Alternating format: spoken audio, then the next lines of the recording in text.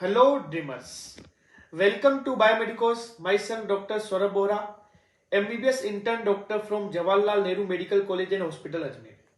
देखिए यार, इस वीडियो में मैं डिटेल में बात करने वाला हूँ कि आखिरी 7 दिनों में जस्ट एग्जाम से पहले जो 7 दिन हैं उनमें आपको ऐसा क्या करना चाहिए जिससे आपका स्कोर बूस्ट हो, जिनका स्कोर थोड़ा कम चल रहा है।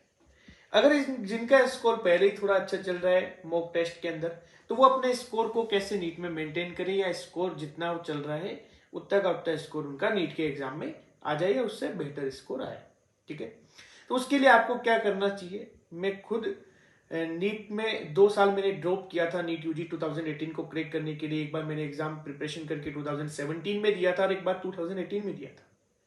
अगर मैं दोनों साल के आखिरी 7 दिनों को कंपेयर करूं तो दोनों में एक ही मेजर फर्क है कि नीट यूजी 2017 में मैं काफी टेंशन में था कि मेरा सिलेक्शन होगा या नहीं होगा। मैं टेंशन में क्यों था? क्योंकि मेरे कोचिंग के टेस्ट में score 420, 430, 440, max to max 450 marks इतना सा चल रहा था। इसलिए मैं इस चीज को लेके थोड़ा ज्यादा परेशान था। ठीक है, बाकी बात यह है कि 2018 में मैं लास्ट 7 डेज की बात करूं तो उस 7 डेज में मैं थोड़ा सा परेशान तो था, लेकिन 17 की तुलना में कम था, क्योंकि मेरा कोचिंग का इंडिविजुअल टेस्ट स्कोर भी अच्छा चल रहा था और मैं ये चीज मान चुका था कि अब मैंने अपनी प्रिपरेशन जो करनी थी वो कर ली है। और कभी कभी मुझे ऐसा लगता था कि जैसे मेरा सिलेक्शन नहीं हुआ तो मैं अपने आप को झूठी सेटिस्फेक्शन देता था कि चलो अगर मेरा सिलेक्शन एमबीबीएस में नहीं हुआ तो कोई बात नहीं, मैं बीडीएस कर लूंगा, डेंटल में भी अच्छा स्कोप है, या मैं बीएमएस कर लूंगा, आयुर्वेद का भी काफी नाम हो रहा है धीरे धीरे, आयुर्वेद में मैं कुछ कर लूंगा बेटर। तो मैं अपने आप को झूठी सेटिस्फेक्शन देता था कि परेशान होने की कोई बात नहीं है, सिर्फ इस थॉट को एक टेम्पररीली रिमूव करने के लिए कि मेरा सिलेक्शन होगा या नहीं होगा। ये चीज 2018 की प्रिपरेशन के वक्त भी आखिरी 7 दिनों में मेरे दिमाग में चली थी और 90% से ज्यादा कैंडिडेट्स के दिमाग में ये चीज चलती है जो प्रिपरेशन कर रहे होते हैं साल 2 साल से। ठीक है, तो आपको देखिए किसी भी कंडीशन में क्या ध्यान रखना है कि आखिरी 7 दिनों में आपको मैं यही एडवाइस देना चाहूंगा कि आपको बिल्कुल भी परेशान नहीं होना, एकदम रिलैक्स्ड रहना है, मोटिवेटेड रहना है, हेल्दी रहना है और एकदम हैप्पी रहना है। जो होगा वो अच्छा ही होगा। आपने जो प्रिपरेशन करी है उसका रिजल्ट आपको बहुत बेटर मिलेगा, आपको अच्छे से अच्छा रिजल्ट मिलेगा। लेकिन अगर आप स्ट्रेसफुल सिचुएशन में जाएंगे या बेकार की चीजों को लेकर परेशान होंगे कि मेरा सिलेक्शन नहीं हुआ तो, या फिर मैं रह गया तो, इस तरह की चीजों में परेशान होंगे तो फिर आपका पेपर बिगड़ जाएगा। लेकिन आप आराम से रहते हैं, अच्छे से अपनी प्रिपरेशन करते हैं, आखिरी 7 दिनों में आपको सिर्फ और सिर्फ एक ही चीज का ध्यान रखना है, एकदम शांत और एकदम हेल्दी और हैप्पी रहना है। अब उसके लिए देखिए आपको कुछ भी करना पड़े, नो मैटर, कोई भी उससे फर्क नहीं पड़ता। सपोज करो 2 कैंडिडेट है, कैंडिडेट ए और कैंडिडेट बी। अगर कैंडिडेट ए ऐसा है जिसे खुद को पता है कि मैं 7वें दिन, अगर 30 तारीख से मैं मान के चलूँ 7 मई को आपका एग्जाम है, अगर आपको लगता है कि मैं 7 मई को कॉन्फिडेंट ही तभी होऊंगा, उस कैंडिडेट ए को लगता है जब मैं बचे हुए जो 6 दिन या 7 दिन है उन दिनों में 14-14, 15-15 घंटे पढ़ाई करूं, तो उसे वो कर लेनी चाहिए, कोई दिक्कत नहीं है। 7 मई को जब आप एग्जाम देने जाओ तो एकदम कॉन्फिडेंट होने चाहिए कि मैंने अपना 100% दिया है और मेरा रिजल्ट बेटर आएगा। ठीक है, अगर कैंडिडेट बी ऐसा है जिसे ऐसा लगता है कि मुझे सिर्फ 5-6 घंटे पढ़ना है, सिर्फ नॉर्मल रिवीजन करना है, बाकी टाइम मुझे सोना है या खेलना है, थोड़ा स्पोर्ट्स एक्टिविटीज में इन्वॉल्व होना है ताकि थोड़ा सा दिमाग अच्छा रहे, हार्ट बीट अच्छी रहे, तो ऐसा भी करने से कोई दिक्कत नहीं है। मेरे कहने का मतलब है कि आखिरी 7 दिनों में आपने कितनी पढ़ाई करी ये इतनी ज्यादा मैटर नहीं करेगी, बल्कि ये मैटर करेगा कि आखिरी 7 दिनों में एग्जाम को लेकर आपका एटीट्यूड और आपका टेम्परामेंट कैसा है, आपका माइंडसेट कैसा है, वो चीज सबसे ज्यादा मैटर करेगी। आखिरी 7 दिनों में आपको सेम वही फंडा फॉलो करना है कि उम्मीदें तो आपको रखनी है कम और सपना आपको रखना है बड़ा।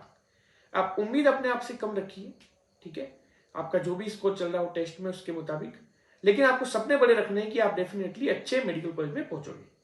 स्ट्रेसफुल सिचुएशन से बचने के लिए या नेगेटिव थॉट्स से आपको छुटकारा पाने के लिए आपको क्या करना है, ये एक पर्सनली देखिए 2017 और 18 में जब मैंने प्रिपरेशन करी थी तब इतना ऑनलाइन जमाना नहीं था और ऑनलाइन यूट्यूब वगैरह बहुत ही कम चलाया करते थे। आजकल यूट्यूब का काफी ट्रेंड हो चुका है, या ऑनलाइन क्लासेस लेने का या ऑनलाइन यूट्यूब पे शॉर्ट्स देखने का, उससे काफी टाइम वेस्ट होता है, आंखों पे भी थोड़ा सा गलत प्रभाव पड़ता है, दिमाग पे भी गलत प्रभाव पड़ता है।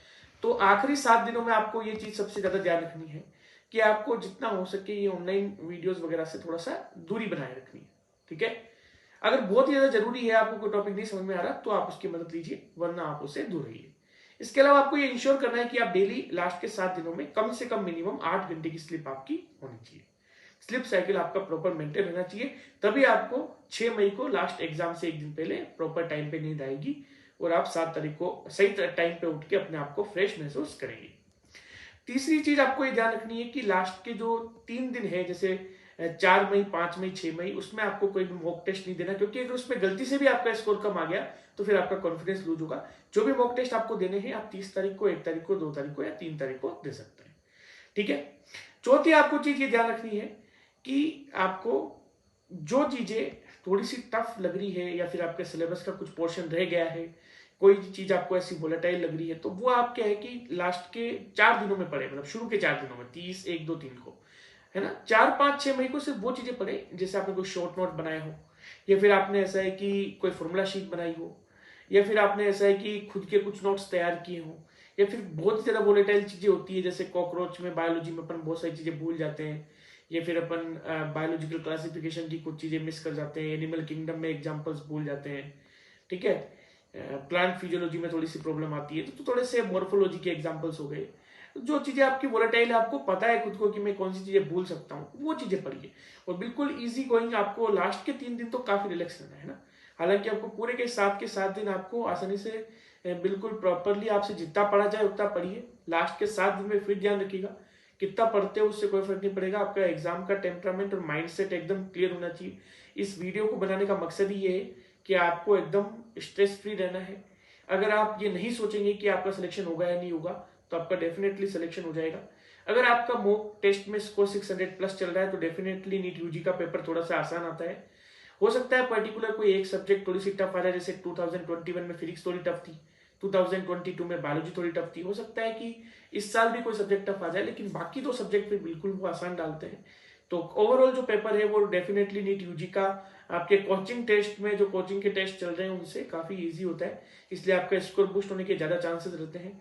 2017 में मेरा स्कोर एग्जाम से 3 या 4 दिन पहले जो आखिरी मॉक टेस्ट होता है उसमें 429 मार्क्स था, लेकिन 2017 में जो 7 मई को एग्जाम था इसका कोइंसिडेंटली, तो उसमें मेरा स्कोर 503 मार्क्स आया। देखिए अचानक से 4-5 दिन, 3 दिन बाद ही मैंने टेस्ट दिया और मेरा स्कोर 70 मार्क्स ज्यादा आया।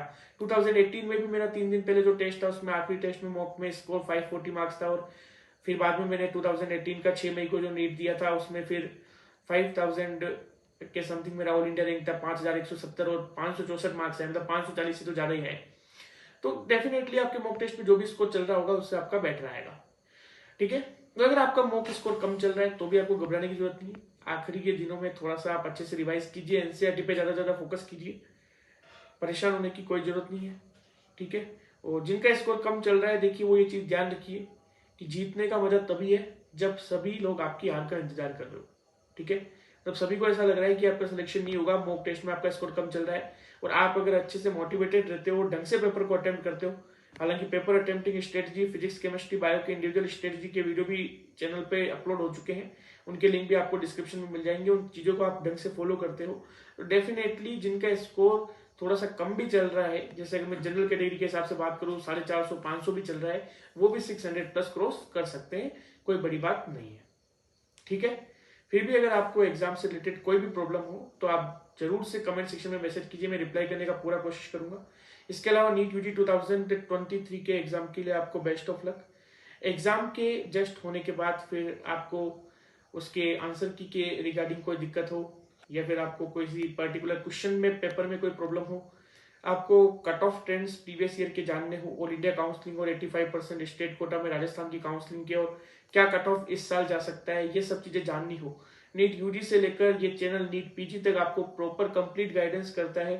हर एक इंडियन को जो कि पीसीबी ऑप्ट करता है उसको बेस्ट से बेस्ट डॉक्टर बनाने के लिए प्रॉपर गाइडेंस इस चैनल पे आपको मिलता रहेगा, इसीलिए इस चैनल को आप जरूर सब्सक्राइब करें। Thanks for watching the video, please like, share and subscribe the channel. Thank you so much.